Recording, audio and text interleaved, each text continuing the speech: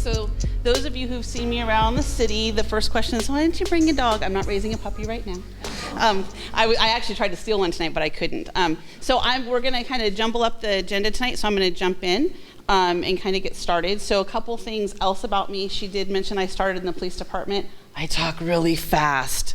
I try really hard not to talk really fast. So if I'm talking too fast or I skipped over something, let me know, throw something at me, throw a hand up, whatever. And we'll do questions and answers. I try to kind of blow through this so we can get to the questions part. It is an election year. I oversee elections, so there's always cool election questions. If I don't know, I will find out. The team here who supports this program is amazing, and they hold all of us presenters to that. You said you would tell Bob this. I'm like, oh, okay. So I may not know the question I may not know the answer, but as she said, I started when I was 4 years old, and I have worked here for 25 years, which means I don't know all the questions or all the answers, but I do know who does. I know who to find the people, and there's a couple people in this room who know I'm good at that, so they'll hold me to it too. So I'm going to jump in. Make sure I'm doing this right. Oh, wow. Okay, so we're going to talk about the city charter. Doesn't sound sexy, but it's really cool. We're going to talk about a day in the life of the city clerk's office, what we do, because a lot of people don't know what we do. I don't always know what we're doing. And then stump the clerk. There is a thing in our office. I was just sharing with one of my partners in crime here that there's one person who has 8 years seniority underneath me, and everyone else is new. And I really think they sit around like this and go, let's go ask her if she knows this. So every time I have to do a Q&A, it's called Stump the Clerk. They get disappointed if I don't call it that. So I'm going to jump right in, talk real fast, move around. I'm really bad for the video guy. I'm so sorry. I will try to stay here. Okay. We're a charter city. Has someone told you what that is, or do you know what that is? We've covered that. Or Kelly knows, because she knows. The city attorney mentioned some of it. Okay. So we're a charter city. The state of California's charter allows us to be a charter city. Which basically means we get to make our own cool rules. So if you live, well, I don't think anybody in here lives in Rancho Cordova, but maybe your cousin does, they're a general law city. So they follow the laws and whatnot of the city, of the state, as they put forward. But in 1911, some very smart people, in my opinion, got together, said we want to be a charter city. They put a vote to the people, and that is when we became a charter city. Our first charter was enacted in 1911. And I'm a note taker, so feel free to take notes, but I will not have a test. I don't know about the team here, though. They might make you have a test. So there's this charter, there's this document. The closest thing I can tell you, it's like our Constitution. And there's some kind of crazy weird stuff in it. I had to do a research project the other day for the city attorney's office, and there are some weird things that are illegal in the city of Sacramento. If you go outside, please don't throw orange peels on the ground. Right? Because she was all upset about that. That's why she told you that. She called me twice. Are you sure? I'm like, yes. But those are the kinds of things that happen. We have this charter so we can make these rules. Now, also when I started the clerk's office, I was a size 2. But now we have food trucks, like really good food trucks, right? You all know a food truck is only legally allowed to be in one place for 30 minutes at a time. Did I hear shut up? Because I'm with you, because I can't even get my order out, right? That's one of those laws that the city made. We don't necessarily enforce it. One of those laws we made because we're a charter city. So, 1911, some pretty crazy rules going on, right? We don't all live by those rules anymore. The charter has been amended numerous times. But what's important for you to know is that the charter is amended, unless we completely repeal it, by you, the voters. So somebody gets a brilliant idea.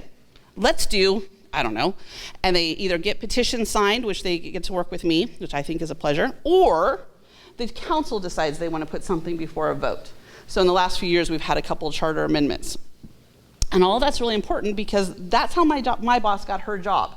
She's what's called a charter officer. There's 5 of them, right? So the attorney's been here to talk to the auditor, treasurer, Howard, our city manager, right? And our city clerk. So their jobs that were so important to the people who initially voted and continue to not change this part of the charter, that's this job. One of the council's direct reports. So all the charter officers you've heard from and my boss have 9 bosses. It's a challenge. It's a little crazy. But it's written in the charter, so this is basically what her job is. I'm here to tell you when we get into day in the life, that's not what she does. At that time, city clerks have been around And they're recorded back into the times of ancient Rome, because someone's always been the scribe. They've always written down what the government did. And that was really the start of what a city clerk, or in a lot of foreign countries, including Canada, they're called clerks. And so they're the scribe, they're the keeper of the record, they're the keeper of the story. They keep everything together so we can tell people, who come later, what happened. What happened at that meeting? Why did we vote this way? How did we vote? What happened because we voted? So her chief roles, despite what is said here, is she is the custodian of record. She keeps the seal. So if you've been in the city a long time, you've seen we transitioned to this word logo right here. This is what we call our word treatment. You don't see the city seal on a lot of things because that's an official seal, recognizing usually only used by the city attorney and the city clerk. So she's responsible for every single record in the city. Got a traffic citation? The police department gave it to you, or parking enforcement, but it's her record. Council minutes, her record. Personnel files, her record. And so she's responsible when they get subpoenaed or they have to be passed out during a public records request. She also is, responsible for that keeping of the municipal record and making sure that municipal meetings are held in compliance with law. And we're going to dive into that quite a bit. So I heard there's presentations at the 11-14 council meeting. Are you guys going to be there at that? No? Somebody? Oh, it's your graduation. Well, if you go to council, you'll get to see my boss sitting on the dais. You have to do this because she's a little short. Don't tell her I said that. Okay, so I'm going to tell you what I do. And then I'm going to launch into what our fabulous team does, because I don't do the work. Really, neither does Mindy. It's the fabulous team that works for the clerk's office. I get up around 5, and I do just live right over here. I get up around 5, and the first hour of my day is double checking we didn't get any weird emails overnight and what happened in the news overnight. Because what happens in the news happens to City Hall. And our office has always been fully staffed at City Hall. When everybody else went home, because we received the mail of the city, someone had to be there to get subpoenas. Someone had to be there to get claims. So the city clerk's office, we do have some hybrid work schedules, but we were there the entire time through the pandemic. So what happens in the news may affect City Hall. Governor Newsom does something that makes people upset, and they're going to have a protest, and they're like, and we'll stop at City Hall too. Well, I have a full cadre of staff there that I worry about. I also want to know, did something happen good or bad in the news? Because is that going to be a problem at our council meeting that night? Is that going to be a problem like tonight at a council, or we have meetings every night of the week? Is that going to be a problem? Is there going to be a protest? Is there going to be a huge public records request? So I kind of do that to get my day ready, reach out to our team and say, hey, this crazy thing happened. Let me know if something happens. I do eat breakfast. Kind of do some stuff. I walk my dog. I head into the office because some of our staff members start at 6:30, and some of our staff members are still at a meeting tonight. So we have municipal meetings every night of the week except Fridays. Sometimes we have on Fridays, but we try not to. The public doesn't turn out as well on Friday nights. So every single night, at least 2 to 3 people from the clerk's office is doing Planning Commission, Preservation Commission, Sacramento Disabilities Advisory Commission, the Animal Care, they have a really long name, but basically the Animal Care Oversight Group.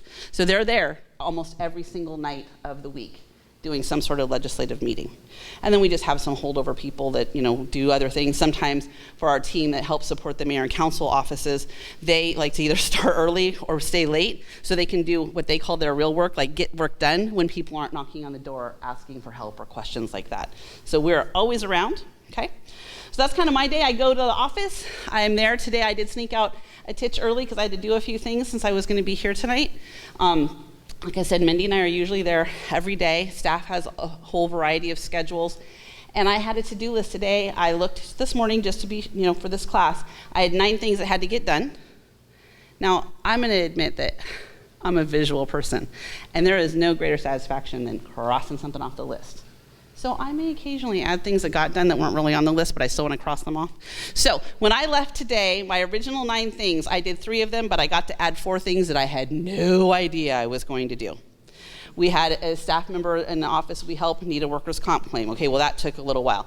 Then we had somebody who lost their computer and they're about ready to go. They didn't lose it, the computer went down. But they're going to travel for work for a week, so they need a new laptop. Didn't think I was going to have to do that either. I also work at City Hall, and we had this weird elevator thing. People don't ride in the elevator with me. because I ride in the elevators that break down. And sure enough, I got off and then it stopped working. So all these things that didn't have any idea that we were going to do. And my boss also decided that we should throw a Halloween party next week. So all these things kind of happen. While I'm trying to muddle through that, the staff is really doing the work. So in the city clerk's office, we do not have divisions or departments. We call them work groups. And we call them that very specifically because we categorize our work into groups. But we expect that at the end of someone's probation, they will have trained and can work wherever. One is that's a great professional development opportunity. Two, it's that Sally can have a vacation because Frank knows how to do it. Three, we do things that can't not be done. So sometimes, even if it's not my favorite thing, I have to be able to dive in, and we need the team to be able to do that too. I will also tell you, for those of you who have any interest in looking at other city clerk's offices, we're weird. We do a lot of stuff that other cities don't do. We are kind of on the level of a San Jose, Riverside, Santa Monica, because we have what we call a full-time council. So our first work group is our administration work group. They support the mayor and council, Office of the City Auditor, the Office of Public Safety Accountability, and the clerk's office for all of their admin. We have operations. That's my favorite part because they do all the weird stuff, the elections, the filings, all things we'll dig into. Then we have a whole team that does nothing but manage the city's records, whether that means approving things for destruction or that means filling a public records request. And then we have the ledge management team.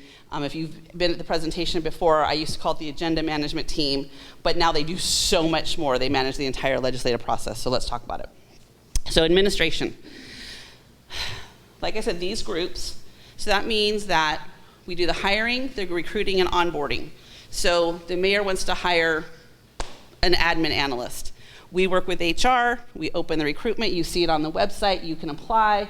The applications come in, we help them filter through. We do all those things to bring a human on. That is for all these departments. We do all the payroll.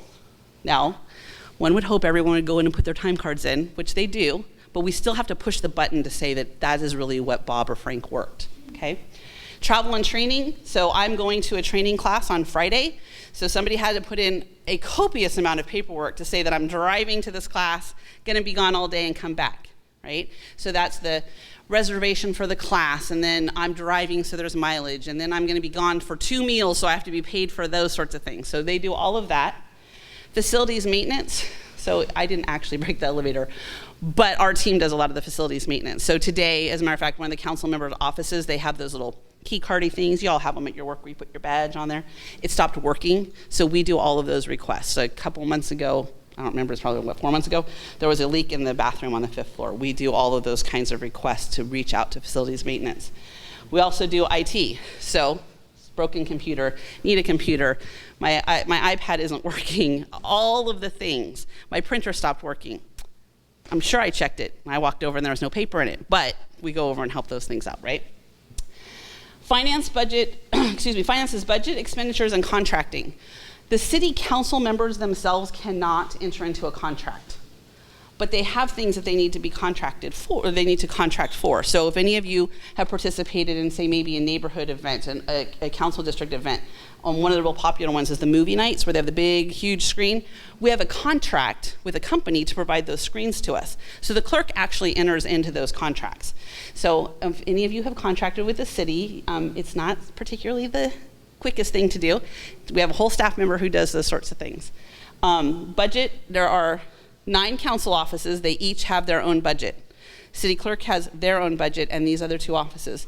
So we actually manage all of those budgets, the entire process. So if you have followed during the agenda or the process, the budget process at council, all those reports, we write them for all of those. We watch them, we tell them, we're like, you probably shouldn't buy that because we're getting close. So we have people who monitor all of that and help the council out to project, because that also means labor projections for them, right? So I'm going to date myself. If anyone in here remembers Councilmember Cohn, we're just gonna agree we met when we were in like preschool. He had 3 staffers. He had a scheduler, he had a chief of staff, and he had a council representative. That's who he had. And that was the model of the day. But these council members we have now do so many different things that weren't done before. So you have, I'll talk about former member Angelique Ashby. Are they close? I'm going to talk about this one thing, and then I'm going to wrap up because I think we might have another guest. They'll let me know. But she had somebody in youth engagement. She had somebody in school safety, all these things. So you have to accommodate for all those labor projections, and that's part of the budget and whatnot. Event support, so we help them with those contracts. We make sure that they have the staff they need to do these events. I know District 1, Councilmember Kaplan does a lot of, she has a big farmer's market in her district. Councilmember Vang has carried on a couple traditions from prior council members where they do the backpacks for schools. So kiddos get these backpacks full of school supplies, and I'm a Santa person, I know not everyone is, but Santa comes and helps them. But the other thing that we do that you probably don't know, or maybe you've heard of the news, is that after the Golden One Center was constructed, there is a suite that is the city suite. And that suite is used, we have tickets. We have 25 tickets for most events. And in those events, what we do is predominantly, I looked yesterday, 81% of those tickets go to community groups. But that means someone has to watch the schedule, get those tickets together, coordinate with someone to pick up the tickets. And on nights that we have an arena event, I'm always watching. I don't go to bed till the arena event's over to make sure that there wasn't any challenges with people in the suite. People got lost, people didn't get there, something happened. So let's talk about this, and then we're going to turn it over. So this is admin. Nope, it's not. I can't move it down. Admin by the number. We support over 100 employees. Mayor, council, all of their staff, the 24 people in the clerk's office. We distribute over 2,000 tickets in the Golden One Center. And that changes every year, right? Because we don't just have King's tickets. Y'all went and saw Pink. I'm jealous because I didn't get to go this last time. But her tickets got distributed too. So there's coordination of that. And over 6,000 financial transactions. So that means the mayor is kind of a spendthrift. I see him, he's back there so I can talk about him. But if he spent something on his purchase card, we take his receipts and make sure all those things you do at home in your checkbook, we do that for these offices. All right, so one of the things I want to point out is all those things that the mayor was talking about, what happened at the council meetings, that is some of those things that this next group I'm going to talk about makes happen. So the council makes these decisions, takes these actions. One of the things he talked about was a resolution, and our office makes sure those things get legally processed. So this group of people that we talked about, they support 100 employees, they do their tickets, the 6,000 financial transactions, that is a group of 5 mighty humans, a supervisor who actually has her own workload and other people. All right, so our next group is operations. This is always a hot topic because this group oversees the elections. So everyone in this room who is a registered voter, everyone in this room who is a registered voter and lives in what we call the evens, so Council District 2, 4, 6, and 8, or just lives in the city, which I think you all do, because this year's election, mayor, even districts 2, 4, 6, and 8, right? Running for council is not easy. The paperwork part is really easy because you get to do it with me. So I'm going to talk about elections. I'm going to go through the rest of the bullets and go back to that. Everybody who is an elected official, all the charter officers, anyone who makes decisions about how money gets spent, those sorts of things in the city have to do what we call the Statement of Economic Interest. That's a Form 700, where we have to disclose. So you can go home, because y'all just sit around your jammies and look at the city website at night. You can look me up, you can see my Form 700, and you can see all the real estate holdings I don't own and the investments I don't have, because I have to fill one out. And during the election process, inside and out, before that you get elected and after, all those campaign things, a state organization called the Fair Political Practices Commission makes all these crazy rules about who reports this. And I mean, there are some parts right before the election, they have to report to me within 24 hours of taking or spending money. All of that available on our website, but it's a lot of stuff we have to manage. And my favorite is gift and ticket reporting. So everybody remembers Mayor Johnson got married while he was in office. He had to fill out a gift response for 50% of his wedding gifts because they were gifts he received, even when they came from Aunt Edna, all of it. We are not to take gifts, and if the gifts we take, we should share. I do teach a lot for the State Clerk Association, and they always like to give you something. Better be $49.99 so I don't have to claim it, because it's over that, I got to put it on my form. And I can only take a certain amount every year. All of that is public. Anyone can look at it. If you're on your phone, you can go to Sacramento's net file right now and see all our stuff. Nothing secret. We also do the contract processing. So one of the things, I don't think you should ever waste a crisis. I thrive in that. I was a police dispatcher. When things are crazy, I'm crazy. And because your next speaker is here, it made me think of it because it was Leslie Fritchie's fault. So during the COVID portion, we were doing all those CARES contracts. And Leslie Fritchie masterminded money going out into the community. And she had to work with this bank. So she called. She's like, hey, you coming to City Hall? Of course I'm going to. She signed a couple contracts. Leslie was a stack not this big, legit. She printed them. I signed. We scanned them. We worked for like 4 days in my little office because that money went out. My favorite CARES expenditure, so y'all, we already know I live in Midtown. We all know that I like to eat out. The patio heaters that we got to distribute. But every one of those patio heaters was a contract, and I had to sign it. So if there's a contract in the city clerk signs it, which is me. I'm not the city clerk, but I'm the signer, that says Leslie had the authority, or the city manager had the authority, or whoever signed it, my signature says, yep, I checked, and that person can sign it. So we do contracts. We do the bid openings.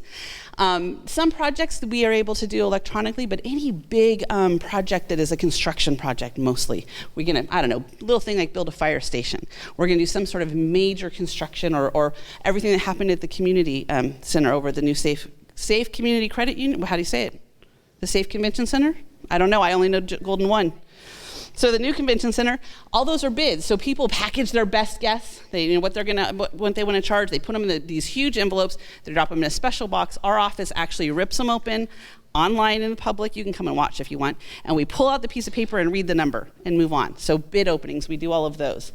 We do the reception. So if any of y'all have an appointment to come see the mayor, well, first of all, if you saw the mayor, you made that appointment with Tara because he was right. He totally underestimates the stuff she does. She makes things move. So if you have an appointment, she did some magic to let our receptionist know that when you come up to the 5th floor that you're all legit and she'll get you in there to that meeting. Okay, so we do that.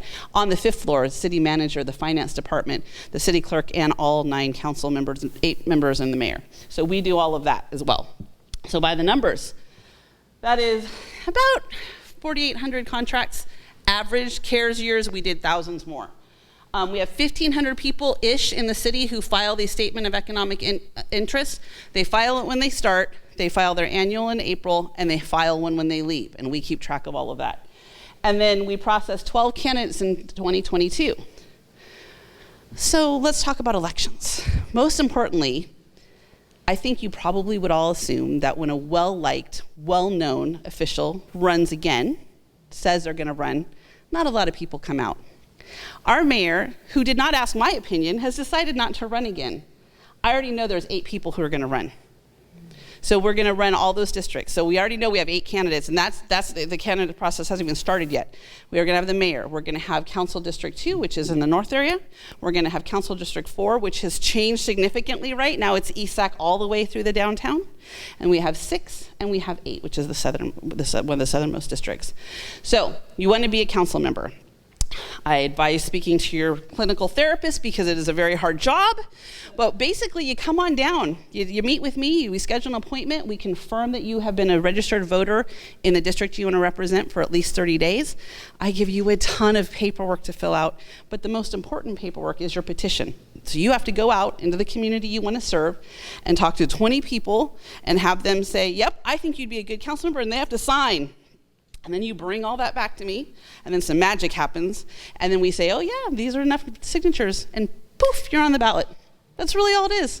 The nomination period opens on November 13th. Most of them will close on December 8th. There is a rule in the state of California that if the incumbent, so our mayor, doesn't run, they throw a few extra days on the end in case someone's like, you know what, I might stand a chance, so I'm gonna go ahead and run. And then that's it. Thankfully, I get to go like this. And the county, so all of you who go out, I vote by mail, but if you go to the vote centers is what they're called now. When I was a little girl, my grandma ran the polling place in her garage. I always thought that was pretty cool. It's probably why I'm a clerk today. But now they have the vote centers. The Sacramento County Registrar does all of that. She's responsible for the ballots that you receive, your voter information guide. Her team counts all the ballots. Her team staffs everything. We just report out after the election. So it's always an exciting time. I find that people love elections or hate them. I have met some of the most interesting people, and I've had interesting questions about elections. I had someone last week who asked me what the qualifications were, so I told him just what I told you. He's like, no, what kind of job experience?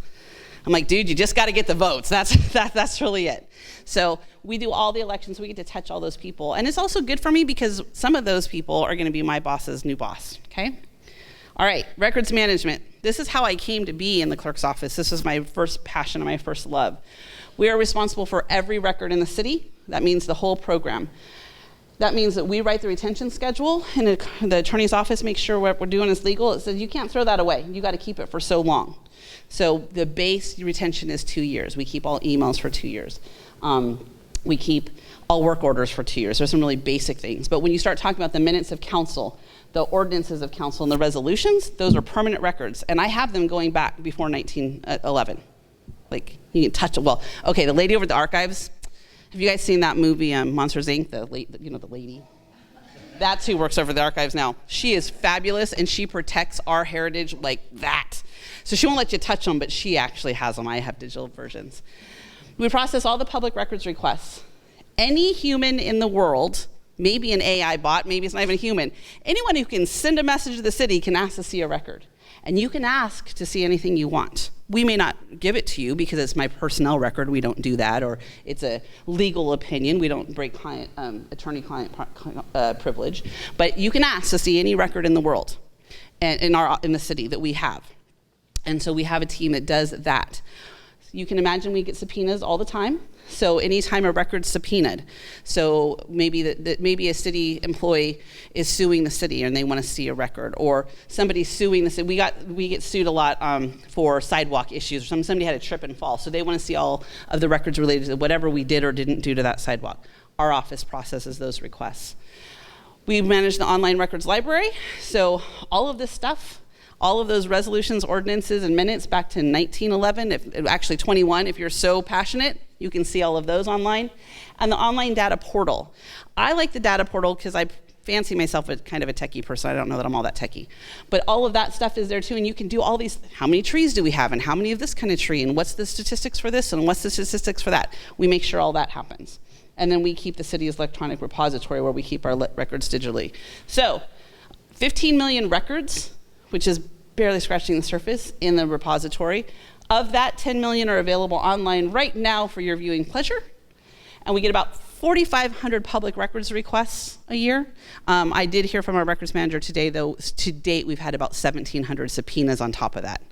And so there are 6 humans who manage all of that all day, every day. Yeah, I think it's a cool job. That's not everyone's favorite.